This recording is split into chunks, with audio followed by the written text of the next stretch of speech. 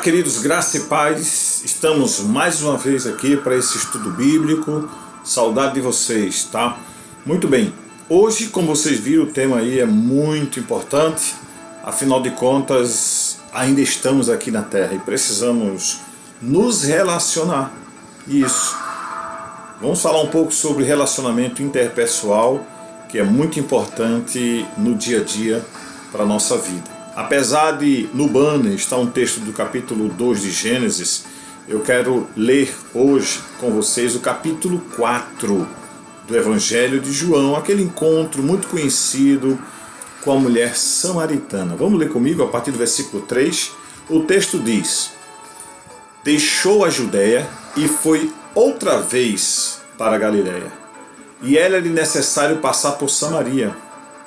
Foi, pois, a uma cidade de Samaria chamada Sicar, junto à herdade de Jacó, que tinha dado ao seu filho José. E estava ali a fonte de Jacó. Jesus, pois, cansado do caminho, assentou-se assim junto à fonte. Era isto quase hora sexta. E o texto continua: Veio uma mulher de Samaria tirar água. E disse-lhe Jesus: Dai-me de beber. Porque os seus discípulos tinham ido à cidade comprar comida. E disse-lhe, pois, a mulher samaritana: Como sendo tu judeu, me pedes de beber a mim, que sou mulher samaritana? Porque os judeus, eles não se comunicavam com os samaritanos. Jesus respondeu e disse: Se tu conheceras o dom de Deus, e quem é o que te diz, dá-me de beber, tu lhe pedirias, e ele te daria a água da vida. E disse a mulher: Senhor, tu não tens como tirar a água do poço. O poço é fundo, onde pois tens a água da vida? Tu és maior do que o nosso pai Jacó, que nos deu o poço, bebendo ele próprio dele, e os seus filhos, e o seu gado? Jesus respondeu e disse-lhe: Qualquer que beber da água, qualquer que beber desta água tornará a ter sede, mas aquele que beber da água que eu lhe der, nunca mais terá sede. Porque a água que eu lhe der se fará nele uma fonte de água que salta para a vida eterna. E disse-lhe a mulher: Senhor, dá-me dessa água, para que não mais tenha sede, e não tenha aqui, e que não venha aqui tirá-la. E Jesus lhe disse: Vai, chama o teu marido e vem cá. E a mulher respondeu e disse: Não tenho marido. Disse-lhe Jesus: Disseste bem, não tenho marido.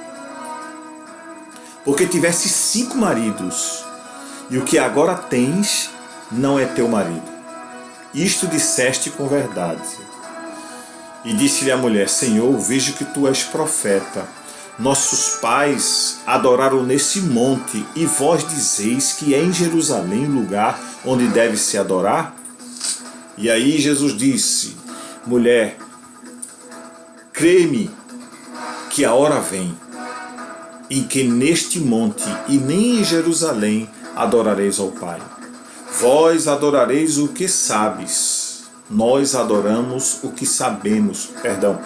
Vós adorareis o que não sabes, nós adoramos o que sabemos, porque a salvação vem dos judeus. Mas a hora vem, e a hora é em que os verdadeiros adoradores adorarão o Pai em espírito e em verdade, porque o Pai procura os tais que assim o adorem. Deus é espírito, e importa que os verdadeiros adoradores o adorem em espírito e em verdade. A mulher lhe disse: Eu sei que o Messias, que se chama Cristo, vem. Quando ele vier, nos anunciará tudo. E Jesus lhe disse: Eu o sou, eu que falo contigo. E nisto vieram os seus discípulos e maravilharam-se de que estivesse falando com a mulher samaritana. Nenhum deles disse nada, porque nem sequer perguntaram. E por que ele falava com ela? Deixou, pois, a mulher o seu cântaro e foi à cidade e disse àqueles homens: vinde e vede o homem que me disse tudo quanto tenho feito. Porventura não é esse o Cristo? Saíram, pois, da cidade e foram ter com ele. E entrando, os seus discípulos lhe rogaram, dizendo: Rabi, come. Amém, queridos? Bom, é uma leitura um pouco longa. Eu, na verdade, passei um pouco do ponto onde eu gostaria de ir como limite, mas essa história, essa narrativa bíblica é muito emblemática, né? Muito verdadeira. Nós estamos vendo o momento em que Jesus para pedir água a uma mulher samaritana, e como o próprio texto diz que os samaritanos não se relacionavam, não conversavam com os judeus. Não sei se você sabe, mas até hoje é assim por lá, viu? Até hoje. Mas Jesus encontrou uma oportunidade de quebrar paradigmas, de quebrar conceitos e também preconceitos que havia nessa relação entre judeus e samaritanos. Então, nós entendemos que Jesus é o maior modelo de relação interpessoal. Eu poderia pegar o apóstolo Paulo, entre outros, mas o modelo de Jesus é o modelo principal, é aquele que nos ensina com atitudes e não apenas com palavras. E é com esse texto que eu quero caminhar aqui sobre esse tema, irmãos, porque os resultados, ou o resultado, não foi apenas de que aquela mulher pudesse ter a experiência com o verdadeiro Cristo, com aquele que ela estava, ou eles estavam esperando, que ainda viria para anunciar. Estava diante dela aquele que era o Salvador. E essa conversa, ele chega a dizer detalhes a respeito do relacionamento que ela tinha até com o marido de outra mulher. Fato esse que, na resposta dela, ele deixou claro que ela teve e falou a verdade para ele. Talvez isso tenha sido algumas das razões pelas quais os resultados foram tão bons, né? A gente já aprende aí que numa relação interpessoal ela precisa ser verdadeira no diálogo, na conversa, nessa relação. É emblemático isso.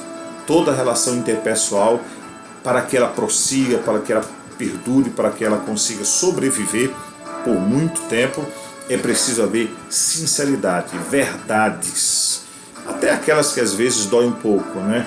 Mas essas verdades, que às vezes até doem um pouco, como eu estou dizendo, elas servem para nos firmar mais, para abrir os nossos olhos, né? No meu caso aqui eu já tenho um olho muito graúdo, mas a gente está falando aqui de enxergar melhor as coisas, de uma outra maneira ou de um outro ângulo, tá bom? Então, essas relações interpessoais no ministério de Jesus é um dos temas que merecem bastante atenção e de olhar especial. Pelo menos eu vejo aqui duas razões. A primeira, ela diz respeito à dificuldade, ou às dificuldades muito comum que as pessoas elas encontram hoje para criarem ou desenvolverem e até manterem relacionamentos saudáveis e significativos. Então, é por isso que a gente precisa manter isso. A gente, às vezes, sequer imagina que uma boa relação de amizade e até de casais, onde um tempo a gente vê um relacionamento tão bom, né, e jamais imaginaríamos que por um momento, ou talvez a situação atual, eles romperam, eles acabaram com o relacionamento, houve fragilidade de um lado, houve a intempérie do outro, né, o temperamento, vamos colocar assim, do outro que é mais incisivo, que é mais forte, e nessa relação a gente tem que ter esses cuidados, né? Então, a primeira razão é a dificuldade que muitas pessoas têm, né, e passa a ser comum, né, de desenvolver essas relações. E tem várias vertentes, a questão da timidez, tem a questão da insegurança, de decepções que já houve no passado, de amizade, de relacionamento. As pessoas ficam acuadas, com medo de se relacionar através da amizade, né? E quando é a questão de um relacionamento de casais, ou de namoro, ou de noivado, a coisa, né, também, algumas pessoas têm traumas na vida e não querem. Então há essa necessidade hoje de falarmos sobre isso, porque eu sei que existe pelo menos essas duas razões, né? A primeira é, como eu disse, a dificuldade que muitas pessoas têm de se relacionar por vários motivos. Eu coloquei aqui apenas uns, mas o segundo motivo, e que às vezes se torna justificável, é a tendência que algumas pessoas adotam por alguns, até cristãos, né, infelizmente, de se privarem de se relacionar até com pessoas fora da comunidade cristã, sob o pretexto de que não pode ter aproximação com aqueles que não são cristãos ou que não professam a fé. Eu não vejo isso, e o texto que eu peguei como base para mostrar isso mostra exatamente o contrário. Eu estou citando que há pelo menos duas dificuldades de pessoas entrarem num relacionamento com outras pessoas, nesse relacionamento que eu estou falando interpessoal, que é o relacionamento que existe entre pessoas ou mais de uma pessoa, tá? As pessoas estão deixando de adotarem essa questão do conceito de que entender que todos somos iguais. Então, as pessoas só querem se relacionar por causa do nome da pessoa, por interesse, seja ele quais forem. Tem gente que vive nessa agonia, né, de ter problemas no relacionamento por causa desse interesse. Aí com certeza vai dar errado, vai chegar um momento que não vai ser mais possível. E eu vejo de alguns líderes, dentro do nosso contexto evangélico, o desejo sempre de proibir as pessoas de se relacionar. Quando eu estou falando de se relacionar, não estou falando da parte de namoro, noivado e casamento. Estou falando de amizade, de se aproximar, de conversar, de conhecer outra pessoa, de formar uma amizade. Então, tem pessoas que acham que tem que viver enclausulado, se pudesse criar uma bolha e viver dentro dessa bolha para não se relacionar com ninguém, para não se contaminar. Talvez seja esse alguns dos motivos que as pessoas também não querem viver um relacionamento interpessoal. Então, a finalidade desse estudo, ela tem o sentido de abordar o relacionamento interpessoal, né, que é, como eu já disse, uma relação entre duas ou mais pessoas. Então, esse estudo ele tem esse sentido de marcar, pelo menos dentro do contexto onde ele está inserido, e podendo ser tanto utilizado, o que a gente vai falar aqui, tanto no ambiente da família, da escola, do trabalho e da comunidade, cristã e não cristã, que você precisa se relacionar para conhecer melhor as pessoas. Então queremos tomar como base o que Jesus nos ensinou, o exemplo dele. A vida de Jesus é a coisa importante. E esse modelo que é infalível, a maneira, os métodos que ele utiliza, a gente pode abordar também. Ele lidava com as pessoas de todos os tipos, das mais diferentes situações. Então, tanto fazia ele se aproximar de pessoas como enfermas, mendigos, leprosos, idosos, crianças, e tantos quantos chegavam até ele precisavam. E outra coisa, dentro desse contexto, ele atraía pessoas para estar com ele. Ele via, ou melhor, as pessoas viam ou sentiam o desejo de estar junto. E aqui já lanço uma pergunta: será que as pessoas que estão dentro do teu contexto familiar, social, cristão ou não, na escola, seja em qualquer ambiente, as pessoas se sentem atraídos para estar com você, ou você é o tipo de pessoa que ninguém quer se relacionar, que ninguém quer conversar, que ninguém quer dialogar? É preciso rever os seus conceitos, né? Às vezes há uma prepotência, às vezes há uma arrogância, às vezes há uma axiologia na mente que isso afasta as pessoas. né? Bom, tem outras coisas? Tem, mas aí são coisas subjetivas, né? Por exemplo, mau hálito que pode ser tratado, odor, essas coisas são subjetivas, mas eu estou falando de pessoas que são e devem ser agradáveis, né? No relacionamento com outras pessoas, que eu tenho certeza que sendo agradáveis, sendo inteligentes, no sentido de desejar se aproximar e viver bem uma relação, você vai conviver por muitos anos, né, com outras pessoas dentro de uma relação interpessoal. Mas Jesus, em sua missão, ele enfatizou a necessidade do amor de Deus, colocou à disposição do homem perdido. Então, a prática desse amor se dá por meios dos relacionamentos. Como é que você vai conseguir demonstrar o amor de Deus na sua vida se você se posiciona com um desejo de não se relacionar com ninguém? Está pensando que sua igreja é perfeita? Está pensando que você é perfeito? Você está pensando que a sua família é 100% perfeita? Não existe esse nível de 100% de perfeição. Estamos nesse processo ainda, então não existe igreja perfeita, não existe família perfeita, não existe. Nós estamos a cada dia buscando botar em prática aquilo que a palavra de Deus diz. E quando nós fazemos isso, as coisas melhoram, as coisas mudam, as coisas tendem a ficar melhor dentro desse contexto de relacionamento. Então, eu acredito que também por isso, né, o verbo, que é Jesus, ele se tornou carne e assumiu a forma humana através da sua encarnação e habitou entre nós. Está lá, João 1, capítulo 1, versículo 14, fala sobre isso. Então, em Jesus estão presentes alguns princípios que nos ajudam a estabelecer relacionamentos verdadeiros, até o amor. Muitas vezes esse amor que é tão descarente, né? Ou ainda há outras duas, pelo menos, né?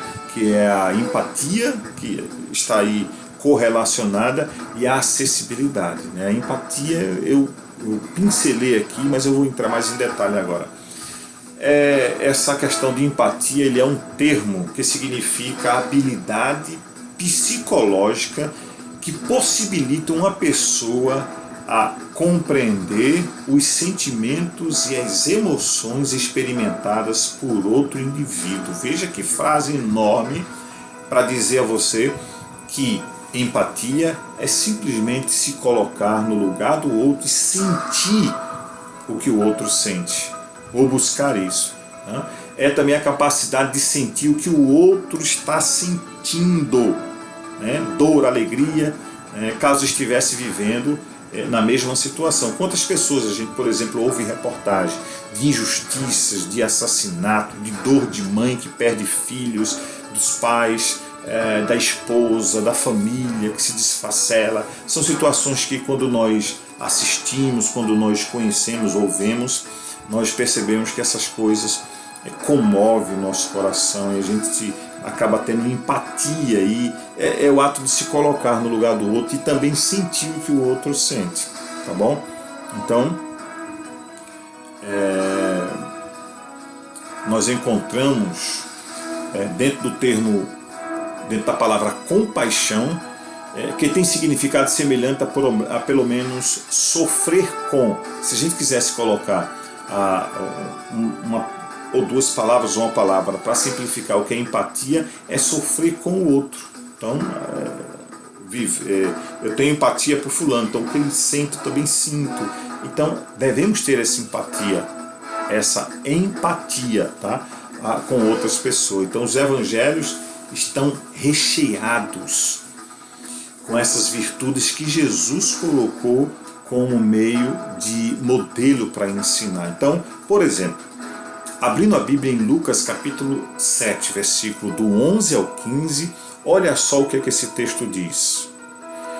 E aconteceu que, no dia seguinte, ele foi à cidade chamada Naim, e com ele iam muitos dos seus discípulos, e uma grande multidão. E quando chegou perto da porta da cidade, eis que levaram um defunto, filho único de sua mãe.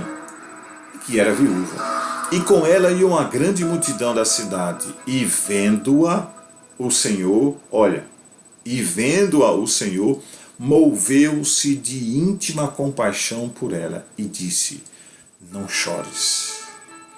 E, chegando-se, tocou o esquife e os que levavam pararam. E disse: jovem, a ti te digo, levanta-te.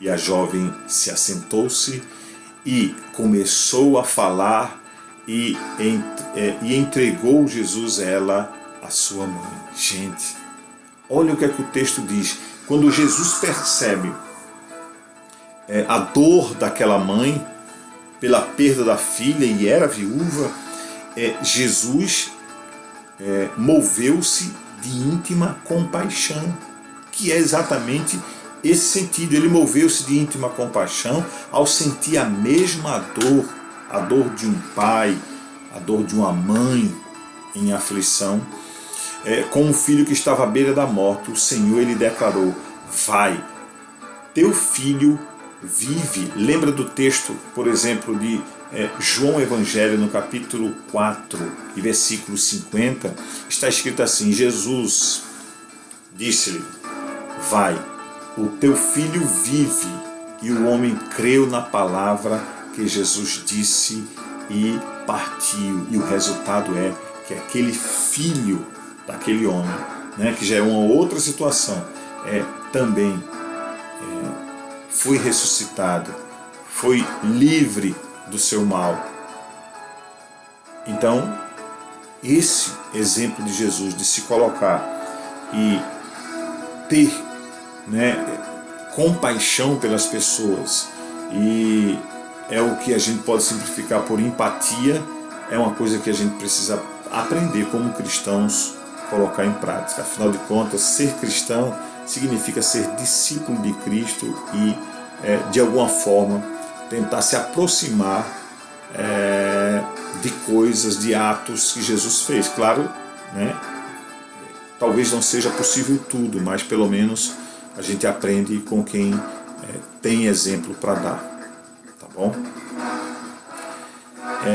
Eu disse a vocês que pelo menos havia, além do amor, havia a questão da empatia e há também a questão da acessibilidade. Gente, quantas e quantas vezes, gente, eu vejo pessoas que têm o seu cargo eclesiástico, sua função na igreja, até autoridade secular, e que torna difícil o acesso das pessoas. Agora não, depois eu vejo, não me importune, coisa desse tipo. Com Jesus não houve isso. Então, ele era acessível às pessoas. Embora ele fosse um líder profundamente ocupado com a missão do reino de Deus, Jesus sempre se mostrou acessível. Qualquer indivíduo, indistintamente, podia chegar à sua presença e desfrutar de momentos de conversão ou de conversação também com Jesus. Bom, essa questão da acessibilidade, ou a pessoa se tornar acessível, é a pessoa se dispor, é a pessoa não criar dificuldades para que outras se aproximem. Tem tanta gente fazendo isso. Olha, já que a gente está dentro de um contexto evangélico, gospel, a gente ouve histórias por exemplo, de igrejas muito grandes, e que quando o líder da igreja se dirige até o lugar onde é costume dele ou da família dele sentar-se durante o culto, seja púlpito ou seja em volta do púlpito, tem história de seguranças percorrendo ao lado para criar dificuldade das pessoas se aproximar, líder que as pessoas, infelizmente tem pessoas que não gostam muito de se aproximar do líder, já vê aquilo como uma forma de idolatria. Isso é até bom ser pensado dessa forma, mas se aproximar na necessidade, pedir um conselho, E tem histórias de pastores que quando chegam na igreja tem uma garagem especial, tem uma escada única para ele, para subir. Quando ele subir já aparecer no púlpito, e ninguém, absolutamente ninguém, tem acesso a falar de frente com ele, a conversar, a perguntar as coisas. Oh, gente, Jesus não fazia isso. Jesus era encontrado entre os samaritanos, como foi o caso da mulher samaritana. Vocês lembram que Jesus se aproximou de Zaqueu, publicano, lá em Lucas capítulo 19, está escrito isso, né? O publicano, Zaqueu, que era um homem que praticamente era talvez até outras pessoas não gostassem dele, e nem por isso Jesus se afastou, se aproximou, conversou com ele. Temos a história muito conhecida, né, de crianças que Jesus conduzia ou permitia que chegassem até ele. Mateus 19:13 fala sobre isso. Uma mulher Sírio-Fenícia, lembra a mulher Sírio-Fenícia lá em Mateus 15:21, né? O próprio Nicodemos, que era um líder religioso da época, João capítulo 3, versículo de 1 a 20, fala sobre esses momentos onde Jesus permitiu-se que as pessoas viessem até ele com as suas necessidades, né? Lembra da mulher do fluxo de sangue, onde, apesar da multidão, apesar de todos aqueles que cercavam a mulher, né, e alguém grita para ela dizendo: não interrompa o mestre, não atrapalhe a caminhada dele, talvez, mas mesmo assim ela conseguiu entre a multidão tocar apenas as suas vestes. Veja como o poder da fé diante da necessidade pôde ser percebido por Jesus de maneira diferente. Afinal de contas, todos ali estavam próximos dela, ou melhor, dele, naquela ocasião, tá? De Lucas 8.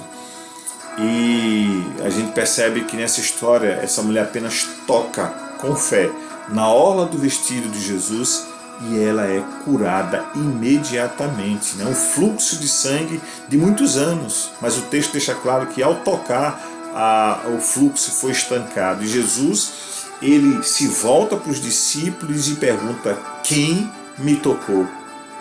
Você acha que Jesus não sabia? Claro que ele sabia, mas ele precisava ouvir a confissão daquela mulher.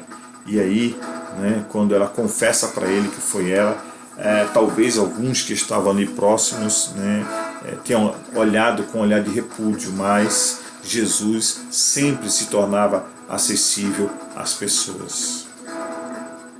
Pelo menos esses são alguns exemplos de como o Senhor e suas relações sociais, ele mantinha as pontes de acesso à sua pessoa. Então ele não criava dificuldade, ele não criava bloqueio, gente, de forma nenhuma. Jesus sempre se dispôs a, dentro da necessidade das pessoas, ajudar, a curar enfermos. Jesus curou pessoas que também, ao aproximar-se dele em multidões, em lugares como outros, ele também alcançou essas pessoas porque ele se tornou acessível a essas pessoas. É evidente que em alguns momentos ele preferia estar recolhido para a oração, para estar com os discípulos ensinando. Então são fatos que, apesar da liderança dele, mas ele gostava, ele estava entre os pecadores, ele estava entre os publicanos, ele estava entre, não fazendo o que eles faziam, mas pelo menos mostrando-se como pessoa que estava ali, não vinda de qualquer lugar, mas vinda do Pai, para ter a oportunidade de expressar o milagre que tinha em sua vida para ser outras pessoas beneficiadas. Então, a questão de relacionar-se, ela faz parte da dinâmica da vida. Gente, não se isole. Hoje nós estamos vivendo um momento de isolamento social, né? E aí tem pessoas que já estão achando maravilhoso demais, mas eu tenho certeza que eu estou falando com algumas pessoas aqui que estão dizendo: pastor, eu não suporto estar em casa, eu tenho que ver pessoas, eu tenho que falar com pessoas. Pois bem, isso é possível. Infelizmente, por enquanto está sendo aqui, através desse meio de comunicação. Então, nos cultos da igreja, nós estamos vendo pessoas, nós estamos falando com pessoas. Então, crie ambiente de bom relacionamento com pessoas, né? Relacionamentos interpessoais. E tem muita gente se bloqueando por conta desse momento, mas nada disso.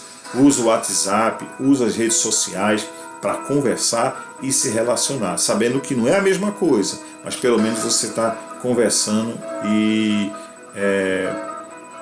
pelo menos procurando relacionamento com pessoas de maneira interpessoal, tá? Isso tem trazido para a gente, às vezes, resultados que até a gente não queria, né? É uma impossibilidade pensar na vida à parte sem ter relacionamentos interpessoais. É complicado, não dá para ver isolado, né? Tem gente que ama viver sozinho, talvez por ser tão difícil com os relacionamentos com pessoas que preferem ficar sozinho, mas cada caso é um caso, há de se discutir. Então, Jesus, ao nos criar, nos fez seres sociáveis, com a capacidade de interagir uma com a outra. Converse, dialogue. Algumas pessoas você vai se expor, não da sua intimidade, mas você vai confessar alguma coisa porque são pessoas que se tornam amigos seus. Então Jesus nos colocou na terra para nós interagirmos com os nossos próximos e de também nós estabelecermos um relacionamento ou relacionamentos relevantes. A pessoa que evita relacionar-se socialmente e se surge contra a sabedoria divina, né? Não, eu não vou, não. Deus te colocou para você se relacionar. Não adianta criar essa parede, porque muitas vezes acaba ficando privado das bênçãos da interação social. Sim, tem bênção? Claro que tem. Quantas pessoas acabam ajudando outras porque acabam descobrindo os problemas ou as dificuldades que outros passam, né? Talvez você, se não falasse, ninguém poderia te ajudar. Mas fale, converse. Claro que você não vai sair por aí dizendo tudo sobre a sua vida, mas as pessoas próximas, você fale, se relacione, né? Porque o próprio Deus, em relação à sua Trindade, nos mostra a importância desse tema. Ele nos dá um modelo de relacionamento interpessoal, Pai, Filho e Espírito Santo. Em sua encarnação, o próprio Jesus, ele evidenciou princípios eficazes e que nos ajudam a estabelecer e manter relacionamentos construtivos. Portanto, meus amados irmãos, nós devemos ser gratos ao Senhor por nos proporcionar os amigos e as pessoas que estão à nossa volta e que acabam se tornando pessoas significativas na nossa vida e na nossa existência, né? Eu tenho aqui, estou expondo para vocês que eu perdi um amigo que era para todo tipo de conversa, assuntos teológicos, assuntos pessoais. A gente era parceiro, né? Eu sinto muita falta do meu amigo Severino José. Sinto muita falta, porque ele vinha aqui em casa, a gente passava a hora, ele jantava comigo, ia na casa dele, a gente brincava, era uma maravilha. Então eu estou colocando para vocês isso dessa forma, tá? E é muito importante a gente saber disso. É por isso que adianta uma igreja aberta se não tem pessoas para ir à igreja e a liderança se tornar acessível a essas pessoas. Então é muito bom isso, tá bom? Então, vou encerrar com o texto de Tiago, capítulo 1, versículos 5 a 6. Talvez você diga, pastor, não tem nada a ver com o que a gente falou, mas eu preciso deixar esse texto. E se algum de vós tem falta de sabedoria, peça a Deus, que a todos dá liberalmente, e o não lança em rosto, e se lhe é dada. Peça a Deus, porém, com fé, nada de dúvida, porque o que duvida é semelhante à onda do mar, que é levada pelo vento e lançada de um lado para a outra parte. Onde é que eu quero chegar com isso? Dentro de um relacionamento de amizade, o que uma parte faz para a outra nunca deve ser lançado em rosto. O que você faz para mim,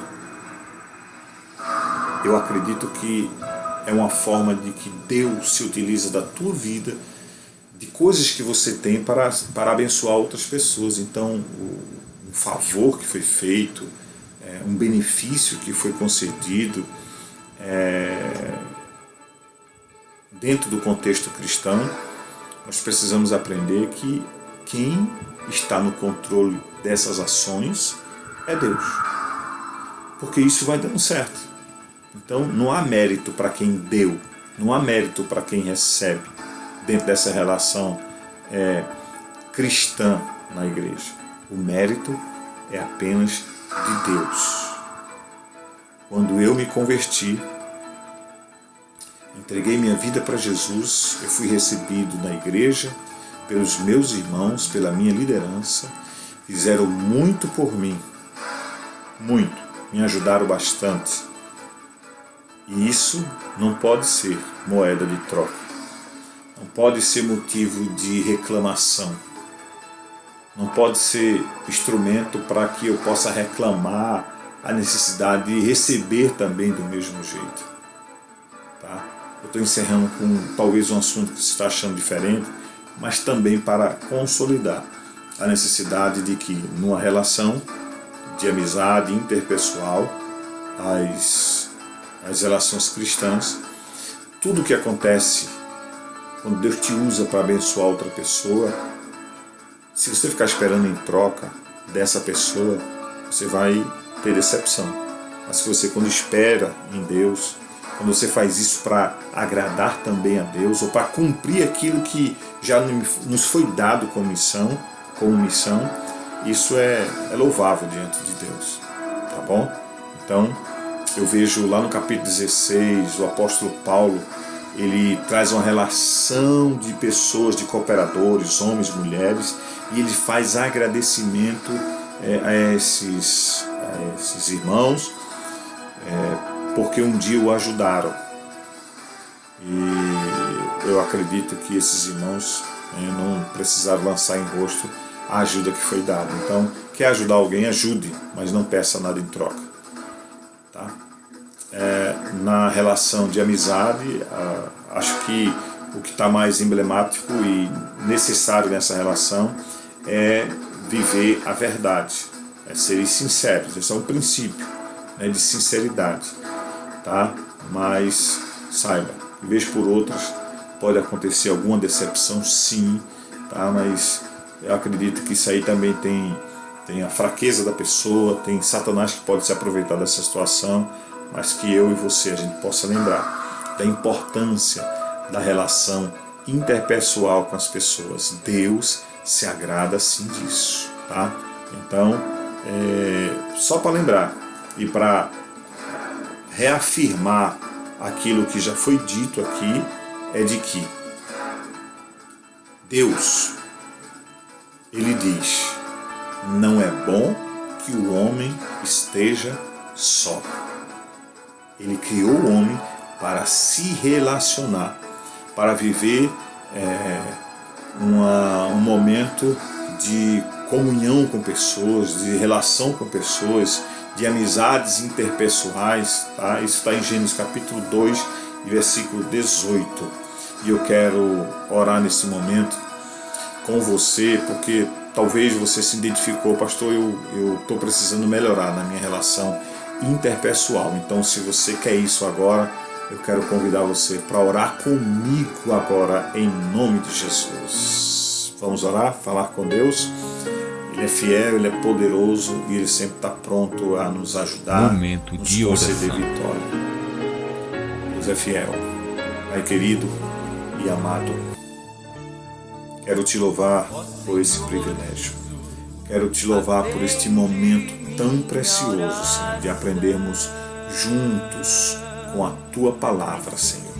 Que Tu és e sempre serás aquele que está nos dando vitória, aquele que está nos assistindo nas nossas necessidades, aquele que está nessa relação contigo, conosco, nessa relação, que o Senhor possa nos abençoar. Abençoa nossas relações de amizades, seja na família, seja em casa, né? Como já disse, família, no meio de ambientes escolares, na sociedade, em todas as amizades, que a gente possa preservar essas amizades, que a gente possa desfrutar dos privilégios de obedecer aquilo que o Senhor nos ensina através do seu exemplo. Quero te louvar, Deus, porque Tu és poderoso, Tu és santo, Tu és aquele que sempre está disposto a ajudar o ser humano e ajudar esse ser humano a viver uma vida melhor. Te louvo por este momento e peço bênçãos de vitória e de paz sobre todos aqueles que estão nos assistindo neste momento, em nome de Jesus. Amém? Até a próxima oportunidade, se Deus assim nos permitir. Deus abençoe você e toda a sua família.